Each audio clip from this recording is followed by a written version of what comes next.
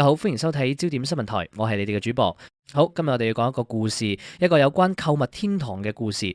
香港呢個城市以前係俾全世界人稱讚嘅購物天堂，琳琅滿目嘅商品、公道嘅價錢、友善嘅服務。但係呢，呢個美麗嘅招牌，有時候真係俾一啲人才搞到烏煙瘴氣。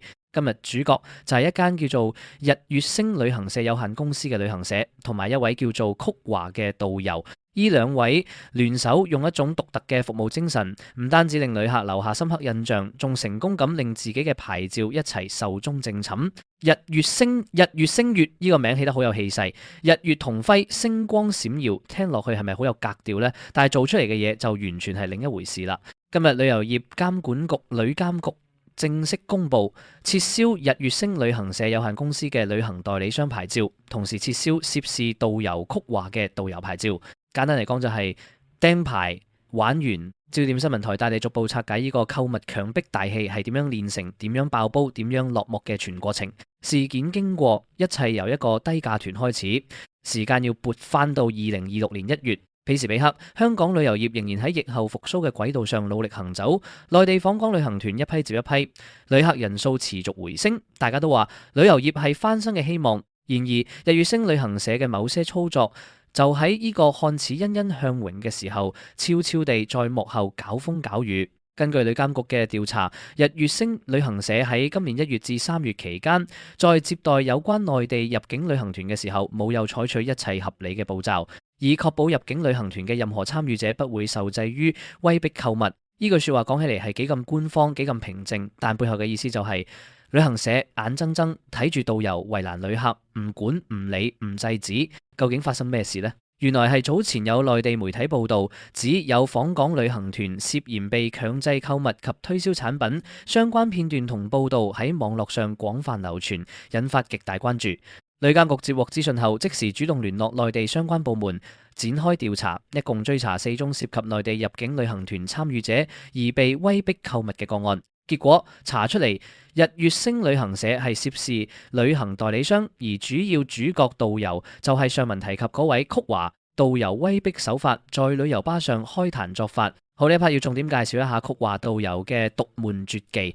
根據旅監局嘅調查結果，曲華係今年3月接待一個旅行團嘅時候，在前往購物點嘅車程途中，喺旅遊巴上向團友發表不當言論，以為難旅客。不當言論咁斯文嘅形容詞，翻譯成大家聽得明嘅說話，就係要唔買嘢你就要補翻團費差額。係你冇聽錯，呢條數學題係咁計嘅。旅行社收咗你一個超低價嘅團費，然後行程帶你去購物點，期望你喺購物點消費。如果你唔消費 OK， 旅行社好心提醒你，請補回差額，否則你就唔好翻去。呢種手法，業界有個專有名詞叫做零負團費，就係旅行社以超低甚至係負數嘅團費吸引旅客報名，然後靠帶旅客去購物點收佣金嚟彌補虧蝕。呢個商業模式在香港旅遊業黑暗期大行其道，唔係新鮮事。但係曲導遊仲要係喺旅遊巴上面當住所有人嘅面大聲宣佈呢一套規矩，你唔買嘢就補錢。呢種由頭到尾毫無遮掩嘅威脅方式，膽識唔可謂唔大。旅監局描述為在前往購物點的車程途中發表不當言論，為難旅客，以及威脅不消費的旅客須補回團費差額。而旅行社日月星方面對呢啲行為係不作為，即係唔理唔管，任由佢發生。咁有旅監局喺度，結果大家都知啦。旅監局出手釘牌，一個都唔留。2026年4月13日，旅監局正式公布調查結果，並宣布採取紀律行動。根據旅遊業條例第111條，旅監局循簡易程序：一、撤銷日月星旅行社有限公司嘅旅行代理商牌照；二、撤銷涉事導遊曲華嘅導遊牌照。旅監局指日月星旅行社嘅不作為以及涉事導遊曲華嘅言論，實質上令旅客受制於威逼購物，屬嚴重違反牌照條件，並嚴重損害香港旅遊業界嘅聲譽。值得注意嘅係，旅監局更進一步強調，會繼續跟進及調查上述案件中相關人士涉及嘅違規行為，不排除會採取進一步紀律制裁或檢控行動。即係話釘牌只係第一步，隨後或許仲有刑事檢控等候緊佢哋。根據旅遊業條例第634章，威逼購物係刑事罪行，任何人一經定罪，最高可處罰款10萬元及監禁2年。喂，2年監禁2，曲導遊喺旅遊巴上嗰番睿智分析，代價喺呢個有冇計過數呀？相關前因，3月已經有另一宗低價團強迫購物風波。講到呢件事，其實在日月星被釘牌之前，香港旅遊業喺2026年3月已經爆出過另一宗強迫購物醜聞。彼時有內地媒體報道，深圳市恒星國際旅行社旗下舉辦嘅港珠澳5日4晚遊旅行團，團費低至人民幣380元。旅客喺香港期間，導遊喺旅遊巴上大發雷霆，指合作商家要求補點，需要繼續帶旅客到不同商戶購物，直至消費金額達到目標。其中有長者因不願配合，更被恐嚇：你仲想唔想食飯啊？380人民幣嘅5日團，大家自己計計，包車費、住宿費、飲食，380蚊人民幣係點計都係要蝕嘅。旅行社蝕住做，當然唔係旅客就係商品，帶去購物就係收成期。呢件事，旅監局當時亦主動介入調查，並聯絡內地相關部門跟進。咁日月星嘅事件其實係喺呢個大背景之下爆發嘅，係同一個旅遊業亂象潮嘅一部分。香港強迫購物黑歷史唔係第一次，但願係最後一次。講到強迫購物，香港旅遊業嘅黑歷史，絕對係可以寫一本厚厚嘅恥辱史。呢個問題困擾香港旅遊業幾十年，爆出一單道歉一次，整頓一輪，然後過段時間又再返老本行，好似打不死嘅僵屍，周而復始。2010年購物團醜聞大爆發。2010年係香港旅遊業強迫購物黑歷史嘅重要一章，彼時一單接一單嘅醜聞曝光，令香港旅遊形象跌至谷底。最震撼嘅係中國前乒乓球選手陳佑銘喺訪港旅遊時，因為同導遊就購物問題發生爭執，激動之下誘發心臟病猝死，震驚兩地。此外，亦有4名河南遊客因為拒絕購物，被導遊遺棄喺廣州，自己揾路返去。呢種手段之粗暴，令人咋舌。仲有女導遊惡言威嚇旅客購物嘅片段被人放上互聯網，引起全社會譁然。國家旅遊局更因此向赴港旅遊發出服務警示。事件令香港旅遊業議會痛定思痛，連忙出招，提出10項建議，打擊零付團費、規管導遊行為，包括一團一導遊制度、記分制、強制簽訂服務協議等等。可惜江山易改，本性難移，業界積習難返，問題並未真正解決。2011年安徽導遊你哋係窮人事件，到咗2011年農曆大年初3，又一單爆炸性事件發生。導遊林如用帶領安徽來港旅行團，因不滿旅客喺珠寶店內只看不買，竟然開口辱罵旅客：你哋都係窮人，帶方便麵嚟食嘅，你哋消費唔起。場面一度演變成肢體衝突，事件在兩地媒體廣泛報導，令香港旅遊業蒙羞。相關旅行社事後有消息指向涉事旅客支付賠償，有說法係12萬港元平息事件，但醜聞已經傳遍全國，無論係公關上或形象上，損失難以估計。2015年旅客因拒絕購物遭毆打身亡。2015年爆出嘅一宗事件更係觸目驚心。一名來自黑龍江嘅54歲男遊客苗姓男子喺紅磡一間珠寶店內，因為女性同行者拒絕購物，同導遊發生爭執。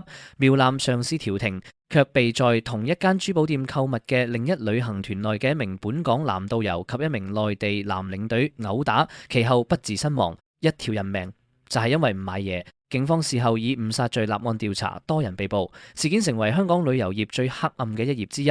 全球媒體大篇幅報導，購物天堂嘅光環幾乎被徹底摧毀。2022年新規出台，威逼購物列刑事罪行。歷經多年醜聞，多番整頓，香港終於喺2022年9月1日全面實施旅遊業新規管制度。根據旅遊業條例第634章，威逼購物正式列為刑事罪行，任何人一經定罪，最高可處罰款10萬元及監禁2年。當時旅監局揚言，自新規管制度實施以來，威逼購物行為已經絕跡，絕跡族。然後到咗2026年，又有日月星事件，大家自行判斷絕跡嘅定義係幾咁闊落吧。諷刺分析問題根源在哪裏？好，以諷刺嘅眼光嚟睇，其實整個強迫購物嘅問題根本係一條非常清晰嘅食物鏈。第一層，超低價吸客，由內地旅行社提供超低甚至係負數嘅團費，以吸引旅客報名。380元人民幣可以玩5日4晚港珠澳遊，包車包食包住。大家真係信呢種事可以成立？係有人信嘅。旅行社唔係慈善機構，差價去咗邊？旅客就係差價嘅來源，帶去購物就係補差價嘅方式。整個生意模式，旅客從一開始就係設計好俾人擠錢嘅對象。第二層，導遊成為打手，導遊喺呢個生態系統裏面係夾在旅行社同購物商戶中間嘅一個中介人，佢哋自己往往冇底薪冇保障，收入靠旅客購物佣金，旅行社唔出糧俾你，冇問題，購物商戶幫你付，你唔帶旅客去買嘢，你自己都唔使食飯。結果一個個本來或者係熱愛旅遊業、熱愛香港文化嘅導遊，就咁被逼成為購物收數團嘅工具。有人頂唔順會放棄轉行，有人就漸漸習慣咗，甚至變本加厲。曲華就係最後者嘅代表。第三層，旅行社，一個字，唔理。日月星旅行社嘅罪行喺旅監局眼中，其中一項係不作為，即係知情唔制止，眼睜睜睇住導遊為難旅客。呢種唔理本身就係一種縱容。你收足了接待費，但係保護旅客嘅責任你冇盡到，後果當然係你嚟承擔。旅監局對呢種不作為採取零容忍態度，最終直接撤銷牌照，可謂切中問題要害。對旅遊業聲譽嘅影響，購物天堂招牌幾時唔使再修補？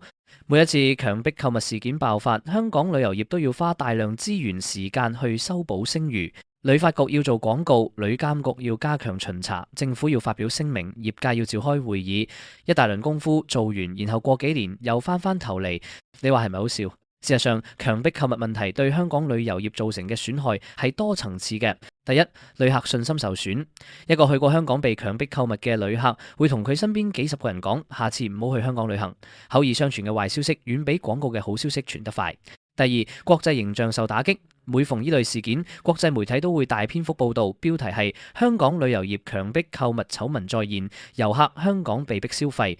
依標題喺搜尋器上可以流傳幾十年。第三，誠信旅行社同導遊被殃及池魚。香港有大量認真、專業、愛惜自己聲譽嘅旅行社同導遊，佢哋辛辛苦苦建立嘅口碑就係俾咁嘅害群之馬一次次破壞。呢個先係最冤枉嘅部分。第四，內地訪客對港印象受影響，香港要吸引更多內地旅客嚟消費，大旺經濟。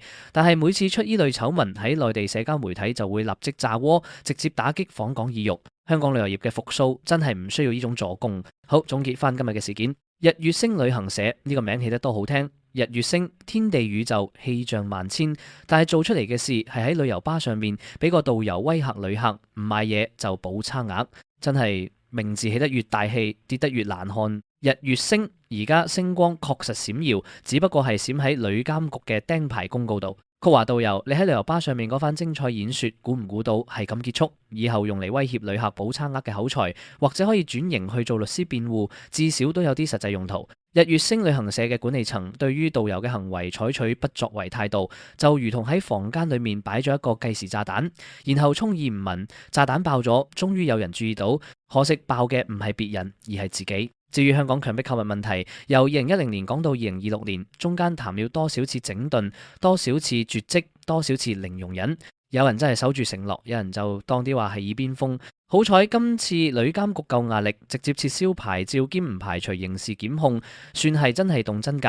香港旅遊業嘅前途唔係靠一個個日月星咁嘅害群之馬嚟維持，而係靠大量認真誠信嘅從業員日以繼夜咁去建立同保護。希望今次事件係一個真正意義上嘅警號，而唔係另一次循環嘅開頭。購物天堂呢個招牌係幾代人用汗水同誠信換翻嚟嘅，一個日月星，一個曲華，冇資格代表香港旅遊業，但係一次次咁嘅事件，絕對係我哋所有人嘅醜事，所有人嘅責任。好，今日焦點新聞台就為大家深度拆解咗日月星旅行社被釘牌嘅完整事件。睇完今集，大家有冇諗過香港旅遊業嘅強迫購物問題真係可以根治嗎？定係每隔幾年就會復活一次？你認為旅監局今次嘅處分係夠重、唔夠重，定係早就應該咁做？歡迎喺下方留言區同我哋分享你嘅看法。你哋嘅留言係我哋最大嘅動力。覺得今集有料到嘅，請記得俾個 like，俾焦點新聞台。仲冇訂閱嘅朋友，請即刻撳訂閱掣，撳咗小鈴鐺通知，確保唔會錯過每一集嘅深度報道。我係焦點新聞台，我哋下次見。